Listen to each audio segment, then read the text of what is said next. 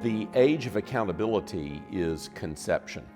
There is no time in a human being's life when he or she is not accountable to God. Really, the idea of an age of accountability arose in the 19th century and the 20th century amongst non-Calvinistic Protestants who were attempting to address the issue of infant mortality and explain on the basis of Arminianism and free will why all children who had been unable to exercise their own unaided faith by free will didn't go to hell. That's really where the idea of an age of accountability came from. And of course, Reformed theology has never had to have recourse to that in order to answer the question. The age of accountability is conception. We're all accountable. Now, what every Reformed person will realize is there is an age of discretion. There's an age of discernment. At some point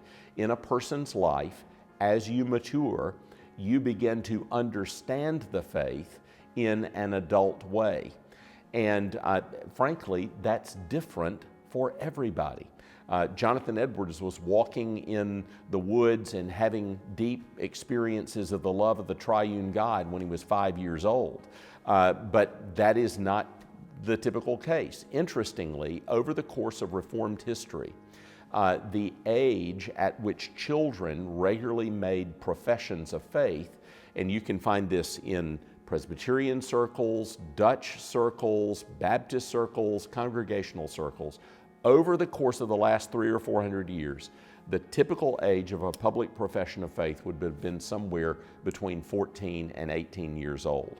Now, in our age, our time, that age has gotten younger.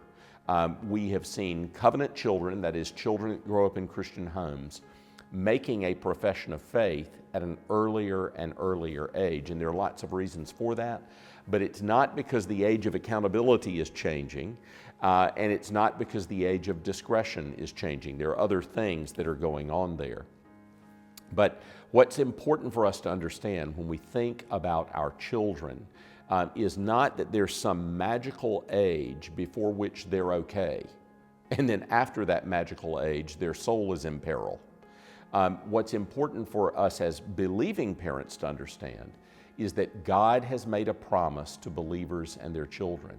And what believers want to say to their children is, here is the promise of God. You must trust in Christ alone for your salvation as He is offered in the gospel. And believers say to their children, become what you are.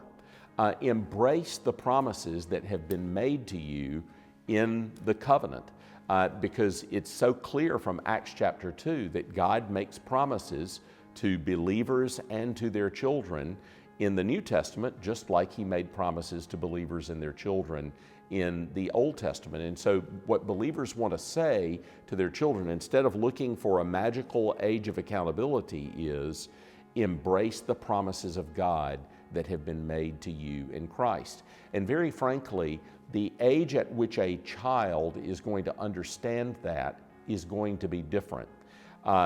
Calvin in Geneva, if you read Hughes Oliphant Oll's amazing work, The Shaping of the Reformed Baptismal Rite in the 16th century, Calvin in Geneva developed a catechism, and that catechism was used to determine when a child really understood the gospel, when a child understood enough of the faith to make a profession of faith. So I would point